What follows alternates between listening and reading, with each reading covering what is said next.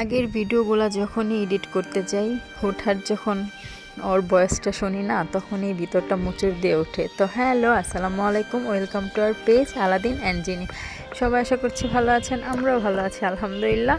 তো এটা ছিল কোনো এক শবে বরাতের আগের দিন। ছোটোবেলা থেকে বাসায় দেখে আসতেছি হালুয়া বানানো হয়, বুটের ডাল, তারপর হচ্ছে সুজির হালুয়া, চালের রুটি, মাংস, এগুলো হচ্ছে শবে বরাতের আগের দিন বানানো হয়। আর শবে বরাতের দিন সকালে সবার বাসায় এগুলো বিলাতে যাইতাম, মানে আত্মীয় স্বজনের বাসায় বা পাড়া প্রতিবেশীর বাসায়।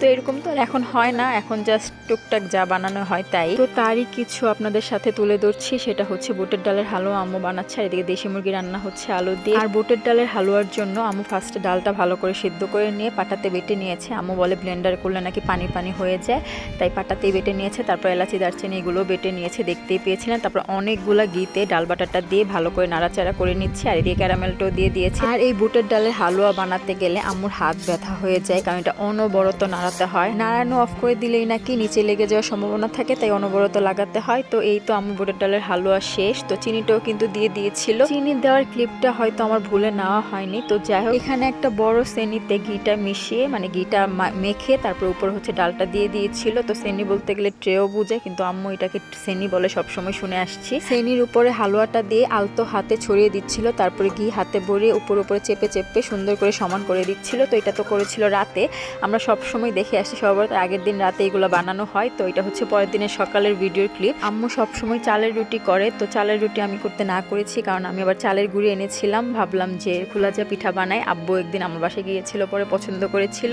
তো ভাবলাম খোলাজালি পিঠা বানাই। তো আমি খোলাজালি পিঠা বানিয়েছি, আর এদিকে আম্মু হালুয়াটারে কাট করে নিচ্ছে। পিয়াস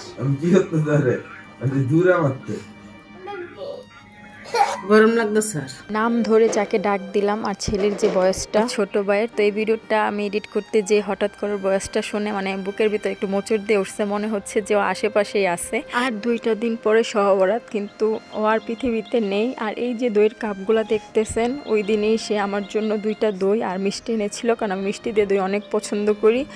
তো এদিকে আমি ওইটার মধ্যে চা খাচ্ছিলাম সকালবেলা আর হালুয়া খাচ্ছিলাম। তো আমার ভাইটার জন্য সবাই দোয়া করবেন, প্রত্যেকবারই ভিডিওতে বলি, আজকেও বললাম। তো এইদিকে হালুয়াটা বেড়ে নিচ্ছে, কার কার বাসায় যাবে তাই। তো সবাই ভালো থাকবেন, আল্লাহ হাফেজ।